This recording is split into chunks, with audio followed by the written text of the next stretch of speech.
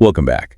I mean, usually when we talk about a survival situation, there is this expectation of, well, volume. Oh, totally. You think of action movies, right? Right. Gunfire, screaming, frantically fighting off predators with a sharpened stick or something. It is loud, it is fast, and it is just incredibly aggressive. Yeah, it's that classic fight or flight response just cranked up to 11. We're sort of biologically conditioned to expect the survivor to conquer their environment through, like, sheer deafening physical force. But then, you step into the world of planet 4546b, a place where the predators are literally the size of submarines, and the environment itself is actively hostile. Yeah, suddenly that loud, aggressive strategy is honestly just a really efficient way to get yourself eaten. Exactly. The landscape of this ocean planet requires a completely different approach. So for our mission today, we are shifting our focus. We're moving away from the raw, aggressive survival instincts of the mercenary Margaret Heide, and instead we're looking at the quiet, methodical, and ultimately tragic journey of Bart Torgal. The 19-year-old leader of the Degassi crew. Yeah, 19, which is just wild to think about. It's such a fascinating pivot, too, because Bart's psychological journey is basically the absolute definition of extreme cognitive adaptation. And we are looking at an incredible stack of sources today for this deep dive. I mean, we are really blending game lore wikis and detailed timeline essays with some intense, hard, real-world psychological science. Right. We are pulling from Kenneth Kamler's medical analyses, Lawrence Gonzalez's survival psychology, Viktor Frankl's logotherapy, and some really deep clinical studies on ambiguity tolerance. Okay, let's unpack this. Because right out of the gate, I actually have a bit of a bone to pick with how Bart is often analyzed by the community. Oh, how so? Well, when the Degassi is shot down 10 years before the Aurora ever arrives, we know the psychological profiles of the three survivors clash immediately on the floating island, right? Right, they are a mess. Total mess. Paul Torgal, the wealthy executive dad, goes into complete denial. He's just clinging to his old corporate hierarchy like a life raft. Margaret Heide, the mercenary, instantly wants to fight everything and push down into the ocean. And Bart becomes what the lore describes as the scientific middle ground. Exactly. But wait, hold on. Is Bart actually asserting control, or is he just falling into a different kind of denial? What do you mean? I mean, his dad hid behind corporate rules. Wasn't Bart just hiding behind a scanner and a microscope to avoid facing the reality that they were completely doomed? That is a very common misinterpretation, actually. But if we look at the neurology of survival, Bart is doing something incredibly proactive. Really? By just scanning plants? Yeah. This brings in the work of Dr. Kenneth Kamler and his book, Surviving the Extremes. Kamler posits that the true tools of survival actually don't lie in your backpack. They lie in your brain. Right, specifically the prefrontal cortex, if I remember the source correctly. Exactly. He highlights 4 key factors: knowledge, conditioning, luck, and the will to survive. Now, Marguerite was relying entirely on her conditioning. Because her neural pathways were already trained for combat from her mercenary days. Right. But Bart leaned entirely into knowledge. Look, when you are stripped of all agency, your ship is destroyed, your technology is gone, your social status means literally nothing. The human brain's fear center goes into overdrive. The amygdala, right? Yes. The amygdala just floods the body with cortisol. For a human mind, that total sudden loss of agency is a fast track to systemic shock. It's like, I look at Bart like a sudden battlefield medic. I mean, how does a 19-year-old kid whose only real-world experience is corporate mining suddenly pivot to becoming the lead researcher of a hostile alien biosphere? Well, by picking up that scanner, Bart is physically interrupting that chemical process of shock. Oh, wow. So he's essentially biohacking his own panic. Precisely. By studying the flora and the fauna, by categorizing the threats around him, Bart is forcing his prefrontal cortex to override his amygdala. He isn't hiding at all. He's building a cognitive map of a hostile environment. Because the human brain is essentially just a prediction engine, right? Yeah. It needs to know what happens next to feel safe. Right. And when you are on an unrecorded alien planet, the brain has absolutely zero predictive models to pull from. Everything is an unresolvable threat. So by gathering data, Bart is taking the unknown and forcing it to become known. He is feeding his brain the raw materials it needs to build a new predictive model, and that literally lowers his cortisol levels and prevents a total psychological collapse. I love that so much. So trying to understand the environment isn't a retreat, it's a recalibration. It's like a computer rebooting in safe mode. That is a perfect analogy. He is limiting the sensory input to just what he can process in front of him. A local plant, a small fish. just to rebuild his operating system from scratch before his hardware completely fries. If we connect this to the bigger picture, that cognitive mapping becomes literally essential when Marguerite forces the group to abandon the island. Right, they have to relocate deep underwater into the jelly shroom caves, which is just such a terrifying transition to think about. Oh, completely. You're moving from this rain-hammered, sort of recognizable island down into cramped, dark caves filled with glowing purple mushrooms and those massive, terrifying crab snakes. It is an environment that actively, aggressively resists human habitation. Yet somehow, this is exactly where Bart really hits his stride, isn't it? He really does, and the mechanism behind his success there perfectly aligns with the survival psychology researched by Lawrence Gonzalez in his book, Deep Survival. Gonzalez studies people who survive extreme, prolonged catastrophes, right? Yeah, and one of the primary neurological strategies he identifies for coping is the breaking down of massive survival tasks into microscopic steps. Oh, the skier. Gonzalez talks about a skier in Grand Teton National Park, right? Yes, exactly. The guy who broke his leg and literally had to drag himself for 5 days through the snow. Which is just unimaginably grueling. How do you even process that? You don't. To survive the psychological torment, that skier broke his journey down into just 100 moves at a time. Wow. He couldn't think about the 5 days of dragging. The cognitive load of that would just crush him instantly. He could only think about the next 100 moves. Now apply that to Bart down in the jelly shroom caves. Right. Bart can't solve the problem of escaping the planet. He can't build a rocket. If he focuses on that macro problem, the sheer impossibility of it will break his mind. So he chunks the problem. He focuses entirely on the micro problems. Exactly. Like, how do we purify this specific alien water? How do we synthesize this specific glowing mushroom into a working battery? And Gonzalez notes that every time a survivor completes one of these micro tasks, the brain actually rewards them, right? Yes, it releases a small dose of dopamine and endogenous opioids. It literally drugs itself to keep going. That is wild. It rewards the forward momentum, and that chemical reward system wards off the systemic despair that causes most survivors to just, lay down and die. So Bart spent his time studying the delicate ecosystem of those caves to find practical, immediate solutions to their endless daily problems. Right, which kept the entire group's collective dopamine loop active. This ties so beautifully into a fascinating mythological framework from one of the YouTube essays in our sources. I am so excited to bring this up. Oh, the Enuma-Elish connection. Yes. The analysis comparing the psychological experience of surviving on 4546b to the ancient Babylonian creation myth, the Enuma-Elish. It's such a brilliant lens to view the game through. Right. In the story, the god Marduk has to defeat the sea monster Tiamat. And Tiamat represents the chaotic, endless, terrifying salt sea, the pure, unstructured unknown. The abyss. Exactly. And what does Marduk do when he defeats her? He doesn't just kill her and walk away. He splits her body in half and uses it to construct the sky and the earth. He physically takes the chaos of the ocean and builds the structured world out of it. Yes. And Bart is literally fulfilling the archetype of Marduk here. He is surrounded by this chaotic, terrifying alien ocean, his own literal Tiamat. And instead of just stabbing it with a heated knife like Marguerite tries to do... Instead of fighting it, he is categorizing it. He is taking the raw, chaotic, biological data of the ocean and turning it into structure. Into survival tools, into an agricultural grope bed. He is making the chaotic, terrifying world make logical sense. And what's really fascinating here is how that process actually changes the social dynamics of the group. Because you have Bart, the young corporate heir, and Marguerite, the deeply cynical anti-corporate mercenary. On paper, they should absolutely despise each other. I mean, Marguerite has zero patience for his father, Paul. None at all. But in the jelly shroom caves, Bart and Marguerite develop this incredible, highly efficient symbiosis. Marguerite genuinely respects him, which is huge for her character. Well, social psychology explains exactly why that happens. Yeah. When you thrust individuals into an extreme survival scenario, shared, intensely important goals act as a binding agent. The shift from I to we. Right. Yes, the psychological concept is called group identification. Under normal circumstances, the brain operates on an I paradigm. Looking out for number one. Exactly. But under extreme stress, when a shared goal is identified as the only path to survival, the brain shifts to a we paradigm.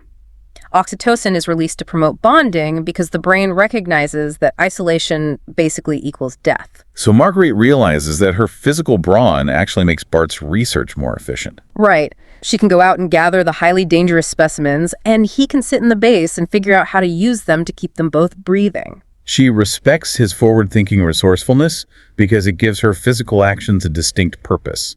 It's not just violence for the sake of violence. It closes the loop for her. They become this perfectly balanced survival machine, conditioning and knowledge working in total tandem. But of course, just as they find this rhythm, just as they establish order and structure out of the chaos, Bart's scanner picks up alien ruins deeper down. The Degassi story is nothing if not a series of unfortunate relocations. So true.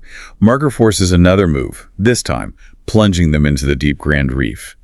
And this is where Bart's scientific curiosity leads to an absolutely devastating revelation. Down in the deep Grand Reef, surrounded by that massive, glowing precursor architecture, Bart makes his greatest and worst scientific discovery. He realizes that the crew hasn't just caught some mild alien cold. No, they are infected with a completely unrecorded, highly lethal bacterium known as Kara. I mean, just put yourself in his shoes. Bart, at 19 years old, has to look at his father and a heavily armed mercenary and tell them that their blood is basically a ticking time bomb. It's a completely invisible death sentence, and this revelation completely shatters their grip dynamic. It destroys it overnight. It does, and it introduces a really vital psychological concept from our sources: ambiguity tolerance versus intolerance. Okay, let's unpack this because this feels like the absolute crux of the whole disaster. What exactly does ambiguity tolerance mean, and what is happening in their brains? So the concept was formally introduced by psychologist Else Frankel-Brunswick and later expanded upon by Stephen Bachner. Ambiguity arises when a person is presented with information that is unfamiliar, conflicting, or when there's just too much complex information to process at once. Stranded on an alien planet, infected with an invisible alien plague that you can't cure. That is like the textbook definition of pure ambiguity. Exactly. Now, how a person's brain responds to that ambiguity defines their tolerance level. An individual who is tolerant of ambiguity, like Bart, is able to keep their prefrontal cortex engaged. So they don't just immediately panic. Right. They remain neutral, they adopt a flexible disposition, and they take their time to consider the structure of the problem. They accept that they don't have all the answers yet. They can just sort of sit comfortably in that gray area while they gather more data. Yes. Which is exactly what Bart does. Yeah. Even after discovering he has a fatal, incurable alien disease, he maintains his high ambiguity tolerance. He immediately aims to study the disease and look for a cure in the local fauna. He just goes right back to work. But then, look at Marguerite. She displays extreme ambiguity and tolerance. Because she can't punch a microbe. Exactly. According to Bachner's research, individuals who are intolerant of ambiguity experience severe, crippling anxiety. Their amygdala essentially gets stuck in a threat loop. The brain detects a threat, the Kara bacterium, but it can't execute a physical response. Right. Because the threat is microscopic and invisible, the loop can't close. And because the loop can't close, the psychological pressure builds to an unbearable degree. Bachner lists aggression as a secondary characteristic, right? Yes, aggression and extra punitive behavior. When the brain cannot handle an invisible, ambiguous threat, it violently demands a proxy target. It needs an avatar. It forces the individual to aggressively seek out a physical avatar for the threat so they can attack it, kill it, and reset their nervous system. Which perfectly explains her darkest, most catastrophic decision. Yeah. Margaret cannot handle the invisible threat of Kara. It completely defies her physical conditioning. So she literally goes looking for a physical fight. She leaves the base and drags a wounded Reaper Leviathan back to their deep Grand Reef habitat for Bart to study. It is the ultimate tragic expression of ambiguity intolerance. She is desperately trying to turn a complex biological threat into a visible enemy she can just stab with a piece of metal. Here's where it gets really interesting. Think about the terrible irony of this moment. Oh, the irony is brutal. Bart's greatest strength was his pursuit of knowledge. That's what kept him alive. But that very knowledge destroyed his group. I see where you're going with this. If Bart hadn't possessed the scientific literacy to diagnose them with Kara in the first place, Margaret wouldn't have experienced that extreme ambiguity and tolerance. She wouldn't have known she was infected. Right. She wouldn't have felt cornered by an invisible threat, and she wouldn't have felt the psychological compulsion to bring a Reaper Leviathan back to the base. Knowledge didn't save them in this instance. The acquisition of that knowledge was the direct trigger for their downfall. It's like trying to rebuild an airplane's engine while the plane is in a nosedive. The ambiguity intolerance isn't just about the ground rushing up at her. It's the fact that none of the tools she has ever relied on fit the screws on the engine. So she just starts smashing the engine with a hammer. Yes, that is exactly it.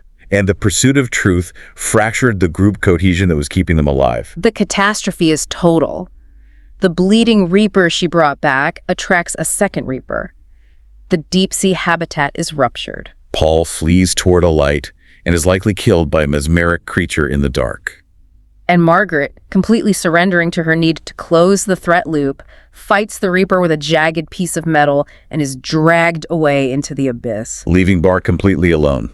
The base is destroyed, his father is gone, his protector is gone. This physical destruction forces him into utter isolation. He transitions from a vital member of a survival group to a lone wanderer. But he does manage to escape the deep water, right? He flees back up to the safe shallows. He does, and this is where his technical prowess really shines. I mean, he successfully builds a new sea base and a seamouth entirely by himself. While actively dying of an alien plague. While dying. It's incredible. But, all that technical success cannot mask the profound psychological trauma of his new reality. He's entirely alone in an environment that naturally dismantles the human mind. We really have to talk about the sheer terror of this ocean. Our sources dive deep into the mechanisms of thalassophobia and kinophobia, the fear of large open spaces. From a neurological standpoint, the human brain relies heavily on predictive coding based on spatial landmarks. We need trees, buildings, or hills to ground our sense of self in physical space. To know where we end and the world begins. Exactly. When you are suspended in the middle of an alien ocean, floating over a bottomless abyss, you are denied that spatial grounding. You are exposed from all sides, above, below, behind. The brain just can't build a boundary. Right. The brain's spatial processing centers fail to map a perimeter. And the amygdala interprets that failure as being perpetually vulnerable to an attack from 360 degrees. And furthermore, the deeper you go, the darker it gets. Light molecules literally scatter. Your primary sense sight is taken away. In the source material discussing the Lovecraftian horror elements of the game, it explores how the incomprehensible aims right at the psychological mechanisms we use to make sense of the world. It strips away our conceptual shields. It does, and Bart is enduring this entirely alone. There is no oxytocin from group cohesion to blunt the edges of his terror anymore. His body is actively failing. He can see the green pustules growing on his skin as the Carleton colonizes his cells. He is just staring into the void. Day after day. And this brings us to the climax of Bart's story, which is perhaps the most heartbreaking moment in the entire lore. It really is. Because we know that deep, deep down within a precursor alien facility, the captive sea emperor Leviathan is trying to reach out. She is the last of her kind. And her body naturally produces enzyme 42, which is the only cure for the Cara bacterium.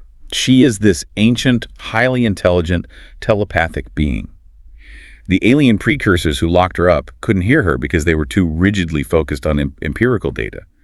But she senses Bart. She senses his suffering. And she reaches out to him telepathically across the water. She literally speaks into his mind, offering salvation. And Bart completely dismisses her voice. He rejects the very thing that could save him. He assumes he is hallucinating.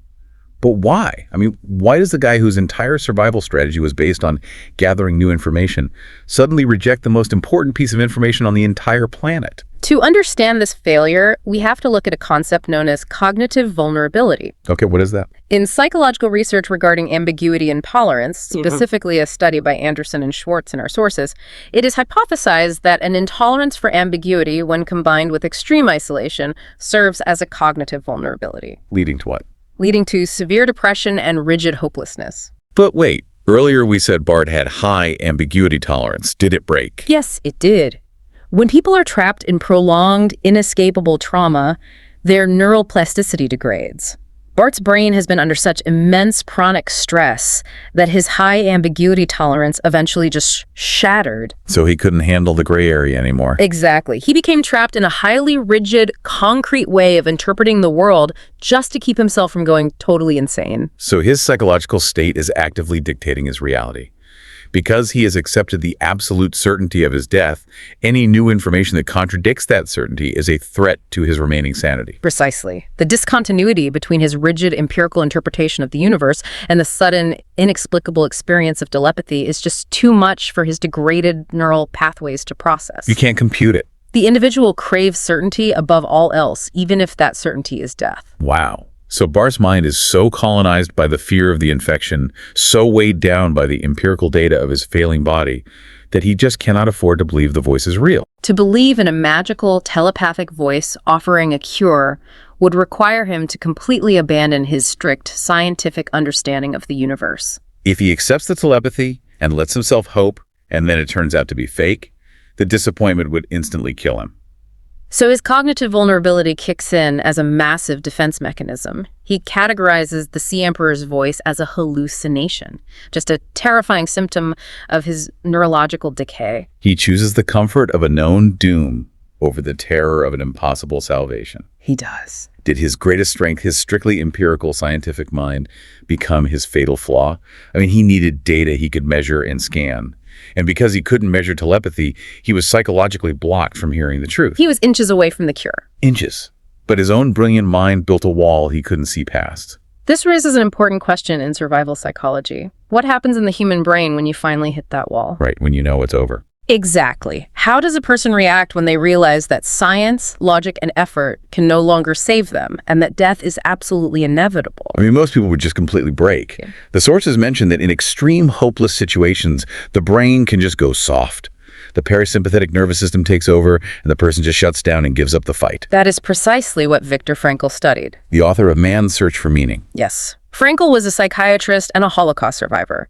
He observed the psychological reactions of fellow inmates in concentration camps environments of absolute, unavoidable suffering and highly probable death. Frankl identified 3 distinct psychological reactions experienced by inmates, right? Yes. First, shock. Second, apathy, where the brain dulls emotion to conserve energy. And the third reaction is the danger of deformation upon the realization of the end. Frankl noted reactions of depersonalization, moral deformity, bitterness, and utter disillusionment. He used this incredible analogy of a diver suddenly released from a pressure chamber. Right. When the intense pressure on the mind is suddenly released, when the survival loop is finally broken and you realize the fight is over one way or another, the sudden decompression of mental health can cause a person to shatter. They shatter into absolute bitterness at the unfairness of the universe. You see people just rage against their fate. But Frankl also proposed something incredibly powerful to combat this, didn't he? He did. He called it logotherapy. It is based on the belief that humans possess one ultimate freedom. He wrote that everything can be taken from a man but one thing, the last of the human freedoms, to choose one's attitude in any given set of circumstances, to choose one's own way. Finding meaning in the suffering. Exactly. And this is where Bart Torgal's story elevates from a tragedy into a massive triumph of the human spirit. Because knowing that his body is failing, knowing that the supposed hallucinations are getting worse, knowing he is going to die, he doesn't succumb to that pressure chamber bitterness. No, he doesn't curse the planet. He doesn't curse his father's greed or Margaret's violence. He returns to where it all began. He pilots his seamoth back to the floating island. He climbs up to the highest peak, overlooking the vast, endless ocean that has taken literally everything from him, and he experiences what can only be described as a profound ego death. He drops the need to categorize, the need to control, to conquer. He realizes that Paul's corporate mindset was wrong. Marguerite's violent dominance was wrong. Humans were never meant to conquer 4546b. He accepts his place within the ecosystem. The neurological fight-or-flight loop finally burns out, and instead of leaving behind apathy, it leaves behind pure acceptance. He sits down and records his final audio log. He watches the rain fall on the alien ocean, and he famously states that their fate was not to rule this world, but to be a footnote in a much larger story. The phrase, a footnote in a much larger story. It is the ultimate expression of Frankl's logotherapy. It really is. Bart could not save his own biological life. The physical reality of the car bacterium made that impossible, but he exercised his final human freedom. He chose his attitude toward his death. He found meaning by shifting his perspective, moving from his own individual survival to the survival of whoever came next. He meticulously recorded his audio logs. He documented his research, his failures, his entire journey from the jelly shroom caves to the deep Grand Reef. He left his PDA behind, just waiting in the ruins of his bases.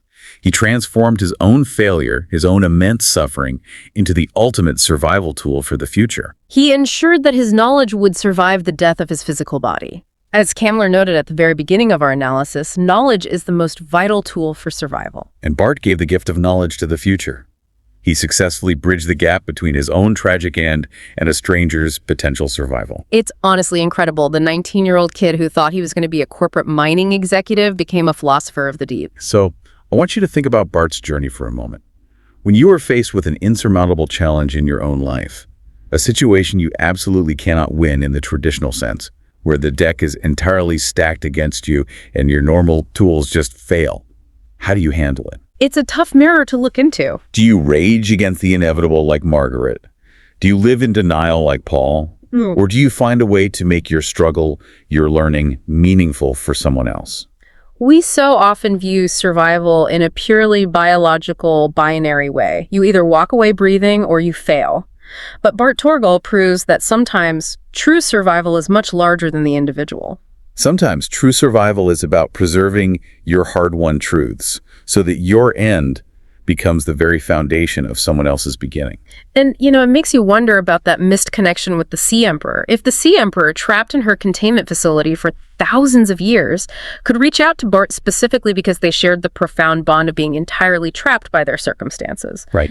Are our own deepest moments of isolation actually the exact moments we are most primed to connect with something entirely alien? Maybe the walls we build to protect our sanity are the exact barriers keeping out the very connections that could save us. That is a haunting thought to leave on.